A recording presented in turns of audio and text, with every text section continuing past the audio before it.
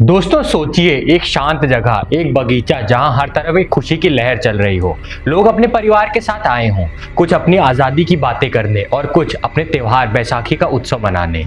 बच्चे खेल रहे हों, बुजुर्ग शांति से बैठे हों और एक नई सुबह की आशा लेकर बहुत से लोग एक दूसरे से बातें कर रहे हों। और फिर अचानक एक ऐसी आफत टूट पड़े जो वहां मौजूद हर इंसान का जीवन हमेशा के लिए बदल देती है। गोलियों की आवाज हवा को चीरते हुए निकलती है और वहां की मिट्टी खून से लाल हो जाती है। ये था 13 अप्रैल 1919, अमृतसर का एक शांत बगीचा, जलियांवाला बाग। जो वहां हुआ उसने पूरे भारत को हिला कर रख दिया। पर इस घटना के पीछे की कहानी समझने के लिए हमें समझना पड़ेगा कि उन दिनों का राजनीतिक और सामाजिक माहौल भारत में कैसा था। तो आज का ये वीडियो उन लोगों को याद करता है जिनकी गलती बस इतनी सी थी कि वो बैसाखी का त्योहार बहुत ही खुशी से अपनों के साथ एक बहुत ही खुशी माहौल मनाना चाहते थे। और दोस्तों, ये वीडियो आपको समझाएगा कि अंग्रेज अपने घमंड और अपने गुरूर में कितना नीचे गिर सकते हैं। और आप ये भी जानेंगे कि आज़ादी की असली कीमत कितनी बड़ी और दर्दनाक होती है। तो चलिए शुरू करते हैं इस दर्द भरी कहानी को वर्ल्ड वॉर 1 के खत्म होने के साथ। 1919 का भारत एक ऐसे मोड़ पर था जहां लोगों का विश्वास ब्रिटिश सरकार पर से उठ चुका था। पहला विश्व युद्ध अभी अभी खत्म हुआ था, जिसमें भारत ने अपनी जान, संपत्ति और सम्मान तक लुटा दिया था। ब्रिटिश साम्राज्य के लिए 13 लाख भारतीय सिपाही जंग के मैदान में उतरे थे, जिसमें से लाखों अपनी जान भी दे बैठे थे। उम्मीद थी कि इस बलिदान के बदले भारत को कुछ रिवॉर्ड यानी कि डिसेंसी मिलेगी। स्वतंत्रता नहीं, इंडिपेंडेंस नहीं तो कम से कम स्वशासन यानी कि खुद एडमिनिस्ट्रेशन करने का अधिकार मिलेगा। लेकिन ये उम्मीदें मिट्टी में मिल गई थी। विश्व युद्ध के बाद दुनिया एक नए समय में कदम रख रही थी, लेकिन भारत के लिए ये समय और ज्यादा दुख और जुल्म लेकर आया। महंगाई आसमान छू रही थी, खाने की कमी थी, बेरोजगारी बढ़ रही थी और ब्रिटिश सरकार अपने फायदे के लिए हर तरह के अत्याचार कर रही थी। 1919 का भारत सिर्फ एक भूखा और थका हुआ देश नहीं था, ये एक गुस्से से भरा हुआ देश था जो अपनी आवाज उठाने के लिए तैयार हो रहा था। इस समय भारत में रॉलेट एक्ट का प्रभाव था, एक ऐसा काला कानून जो किसी भी व्यक्ति को बिना किसी वजह के गिरफ्तार करने का अधिकार देता है। उसमें सरकार चाहे तो किसी भी आदमी को रॉलेट एक्ट लगा के गिरफ्तार कर सकती है और उन्हें कोई भी कारण बताने की जरूरत नहीं पड़ेगी और ना ही उसकी कोई कोर्ट में पेशी होगी और वो हमेशा के लिए कानून के कब्जे में आ जाएगा। ये कानून ब्रिटिश सरकार की तानाशाही का एक और उदाहरण था जो उनके लिए सिर्फ एक ही लक्ष्य साफ कर रहा था, वो था भारत के लोगों को दबाए रखना और उनकी आवाज को दबा देना। महात्मा गांधी ने इस कानून को ब्लैक एक्ट कहा था और पूरे देश में इसका विरोध होने लगा। ये समय था जब महात्मा गांधी जो 1915 में भारत लौट कर आए थे, अपने अहिंसा और सत्याग्रह के सिद्धांतों के माध्यम से एक नए प्रभाव, एक नए प्रोटेस्ट को जन्म दे रहे थे। उनके सफलतापूर्ण चंपारण और खेदा के आंदोलन ने लोगों में एक विश्वास जगाया था कि शांति और सत्याग्रह के माध्यम से भी आजादी के लिए लड़ाई लड़ी जा सकती है। लेकिन ब्रिटिश सरकार के लिए ये एक खतरा था और उन्होंने महात्मा गांधी के विचारों को दबाने की कोशिश शुरू कर दी। इस समय भारत का हर हिस्सा अलग अलग समस्याओं से जूझ रहा था। एक तरफ बंगाल और बिहार महंगाई और खाने की कमी से पीड़ित थे, तो दूसरी तरफ महाराष्ट्र और गुजरात के प्रेजेंट इलाकों में गुस्सा धीरे धीरे रॉलेट एक्ट के खिलाफ में, इसके विरोध में धीरे धीरे बढ़ ही रहा था, उभर रहा था। पंजाब जो हमेशा से एक क्रांति का गढ़ माना जाता था, वहां ब्रिटिश के विरोध की आवाज और ज्यादा तेज हो गई थी। दो प्रमुख नेता डॉक्टर सत्यपाल और डॉक्टर सैफुद्दीन किचलू पंजाब के अमृतसर में लोगों के बीच प्रभावशाली हो रहे थे। ये दोनों नेता शांति और संवाद के माध्यम से लोगों को जागरूक कर रहे थे और ब्रिटिश विरोधी आंदोलन का नेतृत्व कर रहे थे। ब्रिटिश सरकार के लिए ये नेता एक सरदर्द बन चुके थे और उन्हें शांत करना उनकी सबसे पहली प्राथमिकता थी। इस समय ब्रिटिश सरकार ने सिर्फ एक ही निर्णय लिया, एक ही डिसीजन लिया कि वो हर समस्या का समाधान सिर्फ जुल्म और अत्याचार के माध्यम से ही करेंगे। लेकिन ब्रिटिश सरकार को लगा कि ये दोनों नेता उनके लिए खतरा बन रहे हैं और 10 अप्रैल 1919 को उन्हें बिना किसी कारण के रॉलेट एक्ट की मदद से गिरफ्तार कर लिया गया। जब लोगों ने अपने प्रिय नेताओं की गिरफ्तारी के बारे में सुना तो अमृतसर में एक आंदोलन शुरू हो गया। 1000 से भी ज्यादा लोग ब्रिटिश कमिश्नर के दफ्तर के पास इकट्ठा हुए और उनकी गिरफ्तारी का विरोध किया। ब्रिटिश सरकार ने इसका जवाब गोली चला कर दिया, जिसमें कई लोग मारे गए और उससे भी ज्यादा लोग घायल हो गए थे। ये घटना अमृतसर के लोगों के लिए एक चिंगारी बन गई और उनका गुस्सा फूट पड़ा। 10 अप्रैल की इस घटना के बाद अमृतसर में कर्फ्यू लगा दिया गया था। लेकिन 13 अप्रैल 1919 को अमृतसर के लोगों ने जलियांवाला बाग में एक शांतिपूर्ण सभा आयोजित करने का फैसला किया। यह सभा रॉलेट एक्ट और अपने नेताओं की गिरफ्तारी के विरोध में थी। ये एक आम सभा थी जिसमें महिलाएं, बच्चे, वृद्ध और आम लोग शामिल होने वाले थे। सभा का मोटिव था शांतिपूर्ण संवाद और ब्रिटिश अत्याचारों के खिलाफ एक एकता दिखाना, एक यूनिटी दिखाना। लोग बिना किसी हथियार के वहां पहुंचे थे, उनके चेहरे पर विश्वास और एकता थी।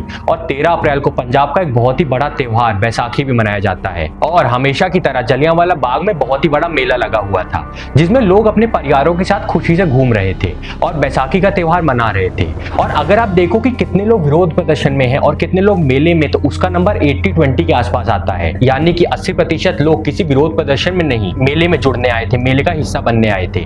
और सिर्फ 20% लोग जो जलियांवाला बाग में मौजूद थे वो किसी विरोध प्रदर्शन का हिस्सा थे और उन सबको कोई भी आइडिया ही नहीं था कि उनके साथ क्या होने वाला है, और वो खुशी से अपना विरोध प्रदर्शन या मेले में शामिल थे। लेकिन जो उनके साथ होने वाला था वो हमेशा के लिए भारत और ब्रिटिश हिस्ट्री को बदल कर रखने वाला था। जलियांवाला बाग एक मैदान था जो चारों तरफ से ऊंची दीवारों से घिरा हुआ था। सिर्फ एक सकरी सी गली थी जो अंदर और बाहर जाने का एक ही रास्ता देती थी। अंदर कोई आसानी से छुपने या फिर भागने का कोई भी उपाय नहीं था। दीवारें इतनी ऊंची थी कि कोई कूद के उन्हें पार नहीं कर सकता था और बाहर अंदर आने के लिए सिर्फ एक ही रास्ता था। यानी कि आप एक तरह से देखेंगे तो अगर किसी ने एक रास्ता रोक लिया तो वहां से और बाकी लोगों का निकलना लगभग नामुमकिन हो जाएगा। यहाँ लोगों के लिए बैठने और सम्मेलन करने की व्यवस्था की गई थी और कुछ लोग शांति और एकता संदेश फैलाने आए थे। जब लोग सभा के लिए इकट्ठा हो रहे थे तब उन्हें बिल्कुल अंदाजा नहीं था कि उनका सम्मेलन एक खूनी कहानी बन जाएगा।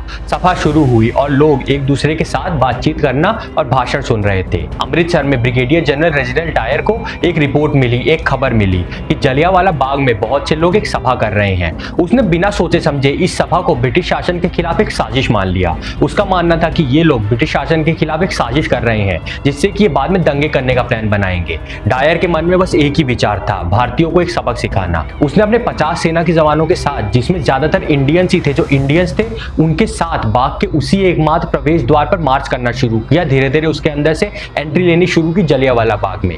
उसके साथ लोगों के मानसिकता को कुचलने का जज्बा और हथियार थे।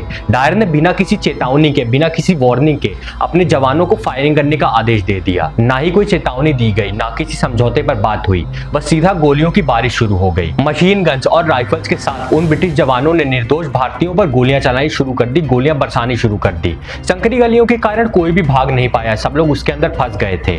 लोग डर के मारे एक दूसरे के ऊपर गिरने लगे, भगदड़ मच गई। कुछ लोग दीवारों के पास छुपने की कोशिश कर रहे थे, दीवारों के ऊपर से कूदने की कोशिश कर रहे थे, तो कुछ लोग भागकर एक कुएं में छलांग लगा रहे थे।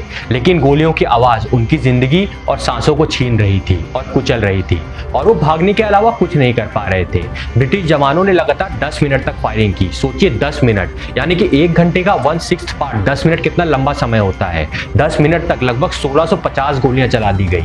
जब तक गोलियां खत्म नहीं हुई तब तक फायरिंग रुकी नहीं। आधिकारिक रूप से तो 379 लोगों की मौत की घोषणा की गई थी, लेकिन भारतीय सोर्सेस के हिसाब से, भारतीयों के हिसाब से कुल मिलाकर 1000 से भी ज्यादा लोग मारे गए थे। मैदान के एक कोने में एक कुआं था जिसमें लगभग 120 लोग अपनी जान बचाने के लिए कूद गए थे और आपको यकीन नहीं होगा कि उन 120 लोगों में से किसी की भी जान नहीं बची थी। सब गिरने की वजह से मारे गए थे। ये कुआं उन लोगों के लाशों से भर गया था। मैसेकर यानी हत्याकांड के बाद का दृश्य बयान करना मुश्किल है और मैं यहाँ पे अच्छे से बयान नहीं कर पाऊंगा। जमीन खून से लाल हो चुकी थी। छोटे बच्चों के शरीर शांत थे। महिलाएं जो उन्हीं अपने बच्चों को देखकर रोते रोते अपने प्राण त्याग रही थी और बुजुर्ग जो अपने निराश आंखों से अपने परिवारों को तबाह होते हुए देख चुके थे, वो कुछ भी नहीं कर सकते थे। ये सब एक ऐसी तस्वीर थी जो हर इंसानी इमोशन को, हर इंसानी संवेदना को पूरी तरह हिलाकर रख देगी। जनरल डायर ने अपनी इस हरकत को एक मोरल विक्ट्री कहा। उसका कहना था कि उसने भारतीयों को एक सबक सिखा दिया ताकि वो ब्रिटिश सरकार के खिलाफ कभी भी दोबारा कुछ न सोचे।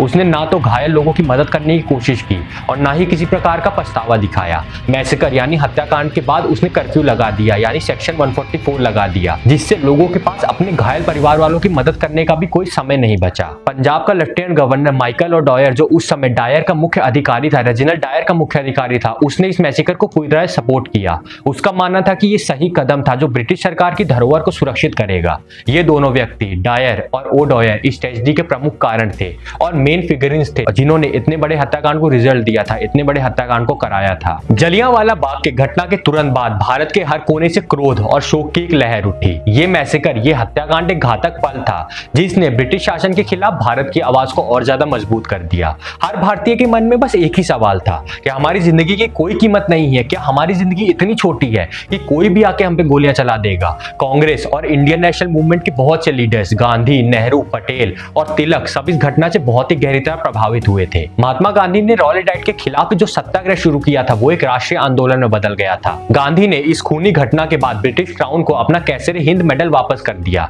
उनका कहना था कि एक ऐसी सरकार जो अपनी प्रजा का कत्ल करे, उसका साथ देना इनह्यूमन और गैर संवेदनशील होगा। नोबेल पुरस्कार विजेता और भारत के सबसे महान कवियों में से एक रविन्द्रनाथ टैगोर ने अपना नाइटहुड ब्रिटिश क्राउन को वापस कर दिया। टैगोर का ये कदम एक ब्रेव रिएक्शन था जो दुनिया भर में चर्चित हुआ। जलियांवाला बाग ने एक नए आंदोलन को जन्म दिया जो था असहयोग आंदोलन। लोगों ने ब्रिटिश गुड्स का बहिष्कार करना शुरू किया, अंग्रेजी स्कूल्स और कॉलेजेस में जाना छोड़ दिया और शांतिपूर्ण सत्याग्रह का रुख अपनाया। अंग्रेजी माल जलाने और खादी अपनाने का प्रचार छोटे शहरों तक पहुंच गया। भारतीय नेता समझ गए थे कि अब ये लड़ाई एक एकता का संग्राम है। हिंदू और मुस्लिम एक साथ ब्रिटिश शासन के खिलाफ कदम से कदम मिलाकर चलने लगे। जलियांवाला बाग मैसेकर ने सिर्फ भारत ही नहीं बल्कि पूरी दुनिया को हिलाकर रख दिया था। अमेरिका, रशिया और यूरोप के कई नेताओं ने इस घटना की निंदा की, इस घटना की बुराई की। ब्रिटेन के कई मेंबर्स ऑफ पार्लियामेंट ने भी इस मैसेकर को अमोरल ब्लंडर कहा, एक बहुत ही खराब घटना बताई और इसकी बहुत ही कड़ी निंदा भी की थी। लेकिन ब्रिटिश गवर्नमेंट, ब्रिटिश सरकार ने किसी भी प्रकार का पछतावा नहीं दिखाया। वो इस घटना को एक लॉ एंड ऑर्डर प्रॉब्लम मानकर जस्टिफाई करते रहे। जनरल डायर को कुछ अंग्रेजी एमपीज और मीडिया ने भारत में शांति बनाए रखने का हीरो बना दिया था, लेकिन वो भारतीयों के लिए अमृतसर का बस एक कसाई बन के रह गया था। इसके बाद जनरल डायर को इंक्वायरी के लिए लंदन बुला लिया गया। 1920 में एक इंक्वायरी कमेटी बनाई गई जिसका नाम था हंटर कमीशन, जो मैसेकर यानी हत्याकांड के लिए जिम्मेदार व्यक्तियों का पता लगाने के लिए बनाई गई थी। लेकिन ये इंक्वायरी एक ढोंग से ज्यादा कुछ भी नहीं था। इसने जनरल डायर को केवल एक जजमेंट एरर का दोषी माना। इन्होंने समझा कि जनरल डायर को यह लगा था कि वो लोग वहां पे ब्रिटिश सरकार के खिलाफ कुछ कर रहे हैं और उसके खिलाफ कोई भी कड़ा एक्शन नहीं लिया गया। डायर के ऊपर कोई कानूनी एक्शन नहीं लिया गया, बस उसे सर्विस से जल्दी रिटायर कर दिया गया था। वहीं ब्रिटेन के कुछ लोगों ने डायर को एक हीरो का दर्जा दिया और उसके लिए फंड कलेक्ट करना शुरू किया, जो एक इंसल्ट था उन मासूम लोगों के लिए जो जलियांवाला बाग में शहीद हुए। लेकिन यहीं पर जो कहा जाता है कि कर्म का फल सबको मिलता है, तो वो बात यहाँ पे साबित होती है। जनरल रेजिनाल्ड डायर इस हत्याकांड के सिर्फ 8 साल बाद 62 साल की उम्र में सेरिब्रल हेमरेज नाम की एक बहुत ही खतरनाक बीमारी से 27 जुलाई 1927 को 2 साल तक एक दर्द भरी जिंदगी जीने के बाद उससे भी ज्यादा दर्दनाक मौत से मरा।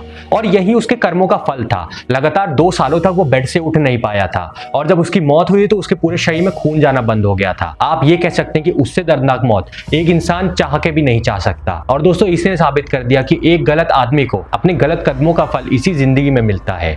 और माइकल ओडॉयर जो उस समय पंजाब का गवर्नर था, उसे भी 13 मार्च 1940 को सरदार उधम सिंह ने गोली मारकर उसकी जान ले ली थी, उसको मार दिया था, जिसके साथ ही उन्होंने जलियांवाला बाग का बदला पूरा किया। और आज उधम सिंह को शहीद माना जाता है, जो भारत के सबसे वीर और सबसे ब्रेव स्वतंत्रता क्रांतिकारियों में से एक है। जलियांवाला बाग के हत्याकांड के बाद भारत और ब्रिटिश के बीच कोई भी भरोसा नहीं बचा, हमेशा के लिए टूट गया। भारतीयों को समझ आ गया कि ब्रिटिश सरकार कभी भी उनका हित नहीं सोचती। जलियांवाला बाग मैसेकर ने भारत के स्वतंत्रता संग्राम को एक ऐसी दिशा दी जो कभी वापस नहीं मुड़ी। पहले भारत के कई लोग ब्रिटिश शासन को सुधारने की उम्मीद रखते थे, लेकिन इस घटना ने वो भरोसा भी तोड़ दिया, हमेशा के लिए तोड़ दिया। इस अत्याचार के बाद भारतीयों के मन में एक चीज स्पष्ट हो गई कि पूर्ण स्वराज यानी कंप्लीट इंडिपेंडेंस ही एकमात्र रास्ता है जिससे हम ब्रिटिश को इंडिया से बाहर निकाल सकते हैं। यह हत्याकांड एक ऐसा मूवमेंट था जिसने भारत के लोगों के दिल और दिमाग में एक विचार को अमर कर दिया। एक विचार उनके मन में अमर हो गया कि ब्रिटिश साम्राज्य के साथ शांति और समझौता संभव नहीं है। कांग्रेस जो पहले ब्रिटिश रिफॉर्म्स के लिए लड़ाई लड़ रही थी, अब उन्होंने अपना लक्ष्य चेंज करके पूरी तरह स्वतंत्रता यानी कि स्वराज के ऊपर उन्होंने अपना पूरा लक्ष्य केंद्रित कर दिया था। जलियांवाला बाग आज भी ब्रिटिश साम्राज्य के अत्याचार का एक प्रतीक है। ये घटना ब्रिटिश शासन के उस क्रूर चेहरे को दिखाती है जो वो अपने सिविलाइजिंग मिशन के नाम पर छिपाने की कोशिश करते हैं। इस हत्याकांड के बाद ब्रिटिश लोग दुनिया भर में अपनी ईमानदारी और न्याय की छवि बनाए रखने में असफल रहे थे। वो जो दिखावा करते थे कि हम बहुत ईमानदार हैं, हम बहुत न्याय करते हैं, वो पूरी छवि उनकी खत्म हो गई थी। ये एक सबूत बन गया कि उनका शासन भारत में सिर्फ उनके स्वार्थ के लिए है, ना कि भारतीयों के हित में। लेकिन दोस्तों, सबसे ज्यादा दुख की बात यह है कि अभी कुछ ही दिनों में इस हत्याकांड को हुए 106 साल हो जाएंगे। लेकिन पिछले 106 सालों में अभी तक एक बार भी ब्रिटेन की सरकार ने भारत से इस बारे में माफी नहीं मांगी है। जलियांवाला बाग के बारे में वो अभी भी इस चीज को सही ठहराते हैं, जो सोचने की बात है कि आज भी ब्रिटिश के दिमाग में क्या चल रहा है। तो दोस्तों, आप इस हत्याकांड के बारे में क्या सोचते हैं, मुझे कमेंट करके जरूर बताइएगा। और अगर आपको वीडियो पसंद आया हो तो वीडियो को लाइक और शेयर करना मत भूलना। ऐसी और वीडियोस देखने के लिए चैनल सब्सक्राइब करें और मिलते हैं ऐसी किसी और भी इंटरेस्टिंग वीडियो में। तब तक के लिए जय हिंद, जय भारत, वंदे मातरम।